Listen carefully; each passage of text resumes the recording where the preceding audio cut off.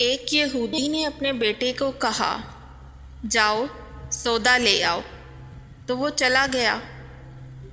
لڑکا راستے سے گزر رہا تھا کہ اس کی نظر حضرت محمد صلی اللہ علیہ وآلہ وسلم پر پڑی، اور حضرت محمد صلی اللہ علیہ وسلم کی نظر بھی اسی لڑکے پر پڑی۔ وہ وہیں بیٹھ گیا اور وہیں کا وہیں بیٹھا رہ گیا۔ یوں دیر ہو گئی۔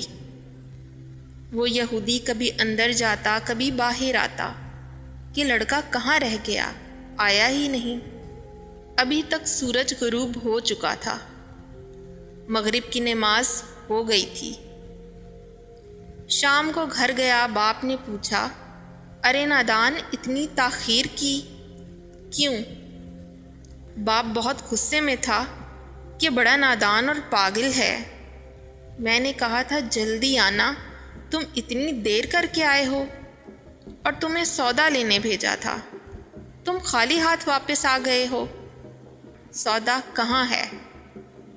بیٹا بولا، سودا تو میں خرید چکا ہوں۔ باپ، کیا پاگل آدمی ہو تم؟ میں نے تمہیں سودا لینے بھیجا تھا، سودا تمہارے پاس نہیں ہے اور کہتا ہے خرید چکا ہوں۔ بیٹا کہتا ہے، بابا یقین کریں، سودا خرید آیا ہوں۔ باپ بولا، تو دکھاؤ کہاں ہے سودا؟ بیٹے نے کہا، کاش تیرے پاس وہ آنکھ ہوتی جو تجھے میں دکھاتا میرا سودا کیا ہے۔ میرے بابا، میں تمہیں کیا بتاؤں کہ میں کیا سودا خرید لایا ہوں؟ باپ نے پوچھا، چل چھوڑ، رہنے دے۔ وہ لڑکا روز نبی رحمت صلی اللہ علیہ وآلہ وسلم کی خدمت میں بیٹھنے لگا۔ وہ یہودی کا اکلوتا بیٹا تھا، بہت پیارا تھا، اس لیے اس نے اسے کچھ نہ کہا۔ کچھ دنوں بعد لڑکا بہت بیمار ہو گیا، کافی دن بیمار رہا۔ اتنا بیمار ہوا کہ کمزوری اتنی ہو گئی کہ کروٹ لینا بھی مشکل ہو گیا، اور پھر قریب المرگ ہو گیا۔ یہودی بہت پریشان تھا، پھر بھاگا گیا حضرت محمد صلی اللہ علیہ وآلہ وسلم کی بارگاہ میں اور بولا، میں آپ کے پاس آیا ہوں۔ آپ تو جانتے ہی ہیں میں یہودی ہوں، مجھے آپ سے کوئی اتفاق نہیں، مگر میرا لڑکا آپ کو دل دے گیا ہے اور قریب المرگ ہے، آپ کو رات دن یاد کرتا ہے۔ کیا ممکن ہے آپ اپنے اس دشمن کے گھر آ کر اپنے معشوق عاشق کو ایک نظر دیکھنا پسند کریں گے؟ کیا یہ آرزو پوری ہو جائے گی کہ وہ مرنے سے پہلے آپ صلی اللہ علیہ وسلم کا دیدار کر لے؟ وہ کسی اور چیز کی آرزو نہیں کر رہا۔ آپ صلی اللہ علیہ وسلم نے یہ نہیں فرمایا میں جاؤں گا یا نہیں جاؤں گا۔ آپ صلی اللہ علیہ وسلم نے فرمایا، ابو بکر اٹھو، عمر اٹھو، علی چلو چلیں، عثمان آؤ، باقی بھی جو سب ہیں چلیں، آپ کے عاشق کا دیدار ہم بھی کریں، اپنا دیدار اسے دیتے ہیں۔ آخری لمحہ ہے، آنکھیں بند کرنے سے پہلے اسے ہم کچھ دینا چاہتے ہیں، چلو چلتے ہیں۔ یہودی کے گھر پہنچے تو لڑکے کی آنکھیں بند تھیں۔ حضرت محمد صلی اللہ علیہ وآلہ وسلم کا سراپا کرم ہی کرم ہے۔ لڑکے کی پیشانی پر آپ صلی اللہ علیہ وسلم نے اپنا دست اقدس رکھا۔ لڑکے کی آنکھیں کھل گئیں، جیسے زندگی لوٹ آئی ہو، جسم میں طاقت آ گئی، ناتوانی میں جوانی آئی۔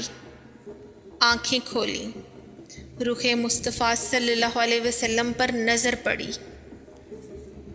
ہلکی سی چہرے پر مسکراہٹ آئی، لب کھل گئے، مسکراہٹ پھیل گئی حضرت محمد صلی اللہ علیہ وسلم نے فرمایا بس اب کلمہ پڑھ لو۔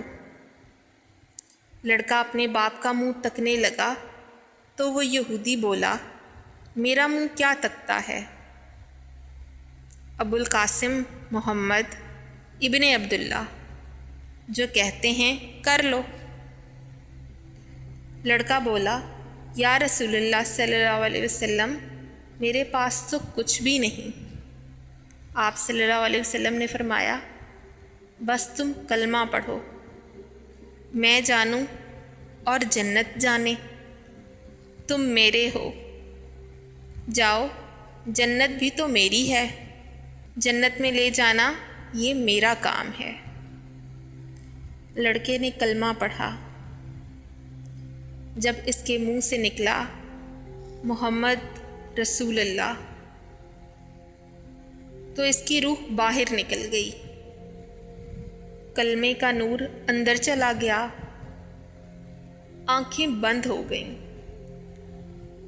اور لب خاموش ہو گئے۔ اس لڑکے کا باپ وہ یہودی بولا محمد صلی اللہ علیہ وسلم میں اور آپ دونوں مخالف ہیں، اس لیے یہ لڑکا اب میرا نہیں رہا، اب یہ اسلام کی مقدس امانت ہے۔ کاشانہ نبوت صلی اللہ علیہ وسلم سے اس کا جنازہ اٹھے، تبھی اس کی عزت ہے، لے جائیں اس کو۔ پھر آپ صلی اللہ علیہ وسلم نے فرمایا صدیق اٹھاؤ، عمر اٹھاؤ، عثمان آگے بڑھو، بلال آؤ تو صحیح، علی چلو دو کندھا، سب اٹھاؤ اسے۔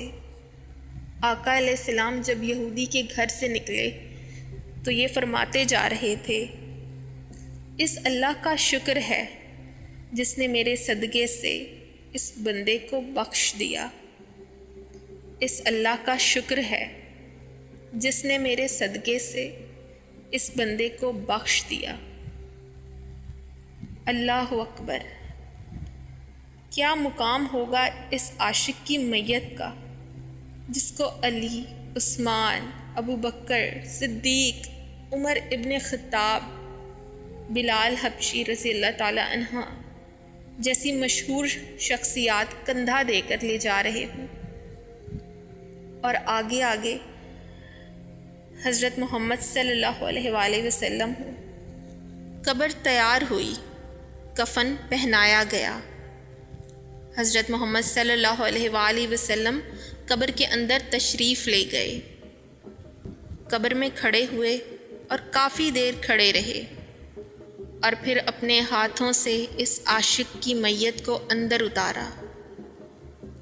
آپ صلی اللہ علیہ وآلہ وسلم قبر کے اندر پنجوں کے بل چل رہے تھے، مکمل پاؤں مبارک نہیں رکھ رہے تھے۔